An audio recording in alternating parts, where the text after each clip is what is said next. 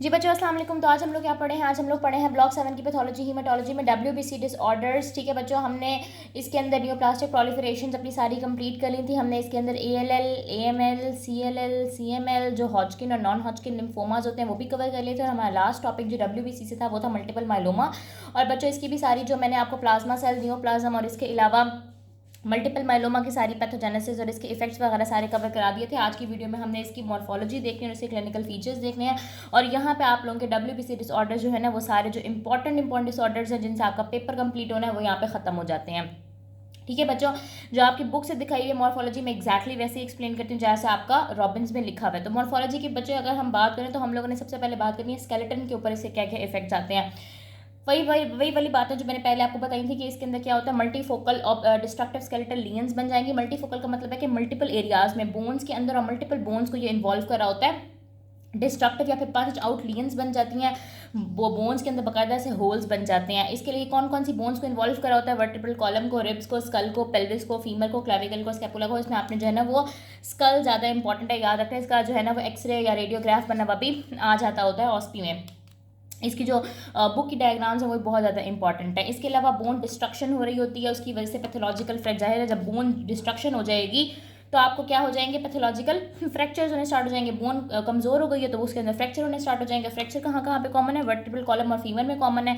Punch out defects वहाँ पर बन जाते हैं। ठीक है, ये स्केलेटन के ऊपर इसके इफेक्ट्स होंगे। इसकी मॉर्फोलॉजी में बेसिकली इसके इफेक्ट्स ही बताए हुए हैं, माइक्रोस्कोपिक कम ही बताया हुआ है। बोन मैरो की अगर हम बात करें इसकी माइक्रोस्कोपिकली आपने याद रखना है कि बोन मैरो के अंदर प्लाज्मा सेल्स का नंबर बढ़ जाएगा। ठीक है, एबनॉर्मल होते हैं ना वो माइलोमा सेल्स होते हैं, उनका नंबर जो है ना वो बढ़ जाता है। और बाकी जितने भी सेल्स होंगे बोन मैरो के अंदर, जाहिर है RBCs भी होते हैं, WBCs भी होते हैं और प्लेटलेट के प्रिकर्सर सेल्स भी होते हैं, उन सब का नंबर क्या हो जाएगा? कम हो जाएगा।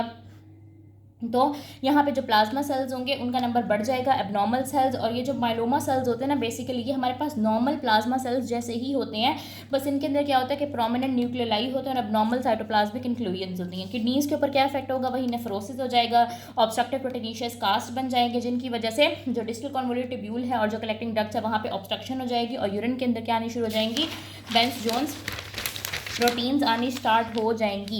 इसके अलावा जो हमारे पास ऑब्स्ट्रक्टिव प्रोटीनिशियस कास्ट बने थे उनके साथ वाले जो ट्यूब्यूलर एपिथेलियल सेल्स थे, ठीक है, यानी कि किडनीज के अंदर ही ऑब्स्ट्रक्टिव कास्ट बने हुए थे ना, प्रोटीनिशियस कास्ट बने हुए थे, तो उनके साथ वाले जो एपिथेलियल सेल्स होंगे उनके अंदर नेक्रोसिस या फिर एट्रोफिक प्रोसेस स्टार्ट हो जाएगा, यानी कि या तो वो डाई आउट करना शुरू हो जाएंगे या एट्रोफिक का मतलब है वो श्रिंक करना स्टार्ट कर जाएंगे। इसके अलावा मेटास्टैटिक कैल्सिफिकेशन स्टार्ट हो जाएगी क्योंकि हमने बात की थी कि बोन्स की वजह से हमारे पास क्या हो रहा था? ब्लड के अंदर कैल्शियम का लेवल बढ़ रहा था, हाइपर कैल्सीमिया हो रहा था। और वो ब्लड कहाँ पर जाता है फिल्टर होने के लिए? किडनीज में जाता है। तो किडनीज में जाके वो क्या करा देगा? कैल्सिफिकेशन करा देगा। ठीक है बच्चों, आपको बात समझ में आई कि बोन्स जब हमारे पास ब्रेक होंगी तो उनका जो कैल्शियम होगा वो ब्लड के अंदर चला जाएगा, हाइपर कैल्सीमिया हो जाएगा। और हाइपर कैल्सीमिया यही हाई कैल्शियम वाला ब्लड जब किडनीज के अंदर जाएगा तो वहाँ पे मेटास्टैटिक कैल्सिफिकेशन कॉज करा देगा। इसके अलावा लाइट चेन अमाइलाइडोसिस, यानी कि जो लाइट चेन्स थी उनकी डेपोजिशन स्टार्ट हो जाएगी। अब लाइट चेन्स क्या होती है, प्रोटीन क्या होती है, इसके लिए आपको मेरी प्रीवियस वीडियो देखनी पड़ेगी। इसके अलावा बैक्टीरियल पाइलोनेफ्राइटिस, पाइलोनेफ्राइटिस का मतलब है बैक्टीरियल इन्फेक्शन, किडनीज की इन्फेक्शन स्टार्ट हो जाएगी क्योंकि हमारे पास जो नॉर्मल इम्यूनोग्लोबुलिन का लेवल होता है वो कम हो जाता है। इस फिनोमिना के अंदर जो बॉडी की इम्यूनिटी होती है वो कम हो जाती है जिसकी वजह से इन्फेक्शन हो सकती हैं। अब लैब स्टडी से बात करें, लेबोरेटरी में आपको क्या नजर आएगा? ब्लड के अंदर जाहिर है इम्यूनोग्लोबुलिन्स या एंटीबॉडीज़ का लेवल ज़्यादा होगा। ये एंटीबॉडीज़ कौन सी होंगी? ये एबनॉर्मल एंटीबॉडीज़ होंगी। ब्लड के अंदर इनका लेवल बहुत ज़्यादा होगा। यूरिन के अंदर बेंस जोन्स प्रोटीन्स का लेवल ज़्यादा होगा। इसके अलावा फ्री लाइट चेन्स या फिर एम प्रोटीन्स भी हमें मिलेंगी। तो ये बस 3 चीज़ें आप लोगों ने याद रखनी है। तो मॉर्फोलॉजी के अंदर तो सारी प्रीवियस वाली बातें हैं, बेसिकली आप कह सकते हैं कि एक तरह का आपको रिविजन मिल गई है इससे। क्लिनिकल फीचर्स की अगर हम बात करें तो क्लिनिकल फीचर हमारे पास 4 मेजर क्लिनिकल फीचर्स मतलब क्लिनिकल फीचर्स 4 मेजर प्रोसेस की वजह से आते हैं। एक तो प्लाज्मा सेल्स का जो स्केलेटन के ऊपर इफेक्ट आएगा उसकी वजह से स्केलेटन वाले फीचर्स आएंगे, यानी कि बोन पेन होगा, बोन डिस्ट्रक्शन होगी, बोन रिजॉर्प्शन होगी, ठीक है, हाइपर कैल्सीमिया होगा, हाइपर कैल्सीमिया की फिर आगे न्यूरोलॉजिकल मैनिफेस्टेशंस होंगी। इसके अलावा प्रोडक्शन ऑफ एक्सेसिव इम्यूनोग्लोबुलिन या फिर एंटीबॉडीज़। अब एंटीबॉडीज़ हमारे पास बहुत ज़्यादा बन रही होंगी लेकिन एबनॉर्मल बन रही होंगी, फिर उनकी वजह से इफेक्ट आ रहे होंगे, हाइपोगैमाग्लोबुलिनीमिया वगैरह। आपकी बॉडी की ह्यूमरल इम्यूनिटी बहुत कम हो रही होगी। क्यों? क्योंकि जो नॉर्मल प्लाज्मा सेल्स थे वो तो है नहीं। जब प्लाज्मा सेल्स नॉर्मल नहीं है तो एंटीबॉडीज नॉर्मल नहीं है, उनका फंक्शन नॉर्मल नहीं है, तो बंदे की जो इम्यूनिटी है वो बहुत कम हो रही है and the person is being susceptible to various bacterial infection. इसके अलावा रीनल इंसफिशिएंसी, क्योंकि किडनीज के ऊपर बहुत इफेक्ट आया था तो रीनल फेलियर की तरफ बंदा जा सकता है। तो बारी बारी इनकी बात करते हैं। स्केलेटन के ऊपर वही इफेक्ट है, बोन डिस्ट्रक्शन, बोन रिसॉर्प्शन, उसकी वजह से आगे हाइपरकैल्सीमिया यानी कि कैल्शियम का लेवल ब्लड में ज़्यादा। हाइपरकैल्सीमिया की होती है न्यूरोलॉजिकल मैनिफेस्टेशन यानी कि कन्फ्यूजन, वीकनेस, लेथार्जी और रीनल डिस्फंक्शन ये कॉज करा होता है। अभी हमने ऊपर बात की थी कि जो कैल्शियम होता है वो metastatic calcification and kidneys cause कर रहा होता है। फिर इम्यूनिटी के ऊपर भी इसके वही इफेक्ट है कि जब इम्यूनोग्लोबुलिन्स का लेवल बहुत कम हो जाएगा तो रिकरेंट बैक्टीरियल इन्फेक्शन होनी स्टार्ट हो जाएगी, जिसके अंदर बैक्टीरियल पाइलोनेफ्राइटिस बहुत इंपॉर्टेंट है। किडनीज के ऊपर क्या इफेक्ट है? वही बच्चों अमाइलाइडोसिस हो सकता है, बेंस जोन्स प्रोटीनूरिया यानी कि बेंस जोन्स का प्रोटीन के बेंस जोन्स प्रोटीन्स का यूरिन के अंदर आना, बेंस जोन्स प्रोटीनूरिया।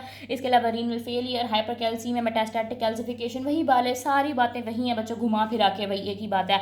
क्लिनिकल फीचर के अंदर भी वही बात है, पैथोजेनेसिस के अंदर भी वही बात है, मॉर्फोलॉजी के अंदर भी वही बात है। नेक्स्ट हमारे पास बोन मैरो के ऊपर क्या इफेक्ट होगा? अभी मैंने आपको पीछे बताया था कि प्लाज्मा सेल्स जो है ना वो प्लाज्मा सेल्स बहुत ज़्यादा हो जाएंगे जब बोन मैरो के अंदर, तो जो नॉर्मल इसके अलावा वाले सेल्स थे, आरबीसी के प्रिकर्सर्स हैं, डब्ल्यूबीसी के प्रिकर्सर्स हैं, प्लेटलेट के प्रिकर्सर्स हैं, वो कम हो जाएंगे और प्लाज्मा सेल्स क्या हो जाएंगे? ज़्यादा हो जाएंगे। तो उसकी वजह से आरबीसी के जब प्रिकर्सर कम होंगे तो उसकी वजह से नॉर्मोसाइटिक नॉर्मोक्रोमिक अनीमिया होगा। इसके अलावा डब्ल्यूबीसी के प्रिकर्सर्स कम होंगे तो ल्यूकोपीनिया होगा और थ्रोम्बोसाइटोपिनिया होगा, प्लेटलेट के प्रिकर्सर कम होने की वजह से। तो मैं आप लोगों को बुक से भी आपकी थोड़ा बहुत दिखा देती हूँ। ये वाली दो डायग्राम्स है बच्चों जो ऑस्पी पॉइंट ऑफ व्यू से काफ़ी ज़्यादा इंपॉर्टेंट है। ये मैंने आपको सारे क्लिनिकल फीचर्स पैथोजेनेसिस वगैरह सारी बता दिया। ये एंड वाला मैंने एक पैराग्राफ छोड़ दिया, इसके अंदर बस उन्होंने प्रोग्नोसिस बताई हुई है, ठीक है, कि अनट्रीटेड है तो आप मुश्किल से 6 से 12 महीने तक सर्वाइव करते हैं। इसके अलावा एसिम्टोमेटिक पेशेंट्स में, जिस पर हमने स्मॉल्टरिंग माइलोमा की बात की थी, ठीक है। और इसके अंदर उन्होंने बताया हुआ है कि कौन कौन सी आप जो है ना वो ड्रग्स इस्तेमाल कर सकते हैं, बच्चे बिल्कुल भी ज़्यादा इंपॉर्टेंट नहीं है तो इसलिए मैंने बताया नहीं। अगर आप लोग का होगा तो मैं इसको समझा दूँगी। यहाँ पे आपके WBC जो है ना वो कंप्लीट हो जाते हैं। आगे जो है ना वो दिया हुआ है लिम्फोम, प्लाज्मासाइटिक लिम्फोमा, बच्चे बिल्कुल भी इंपॉर्टेंट टॉपिक नहीं है। तो नेक्स्ट जो हम स्टार्ट करेंगे वो अपने ब्लीडिंग डिसऑर्डर से स्टार्ट करेंगे। तो नेक्स्ट वीडियो हमारी इस बारे में होगी। यहाँ तक आपको कोई भी कन्फ्यूजन हो RBC में, WBC में, तो आप मुझे बता सकते हैं। और अगर आप लोगों ने ब्लॉक 8 की वीडियो चाहते हैं तो मैं फिर वो स्टार्ट कर देती हूँ, वरना फिर हम इसी को कंटिन्यू करते हैं। पहले इसके ऊपर ना ज़्यादा से ज़्यादा 2-3 वीडियोज़ ही बनेंगी। इसमें से हम DIC पढ़ेंगे और थ्रोम्बोसाइटोपिनिया पढ़ेंगे, ITP, TTP और हस पढ़ेंगे, और यहाँ से बस कोगुलेशन डिसऑर्डर्स और ट्रांसफ्यूजन, मतलब 2-3 वीडियोज़ ही और इसकी आएंगी। और यहाँ पे आपकी हीमाटोलॉजी सारी वाइंड अप हो जाएगी। और अगर आप लोगों को पसंद आई है तो kindly subscribe my channel and share it with your friends, क्योंकि इससे ज़्यादा easiest explanation I don't think so के पहले कभी आप लोगों ने यूट्यूब पे देखी होगी।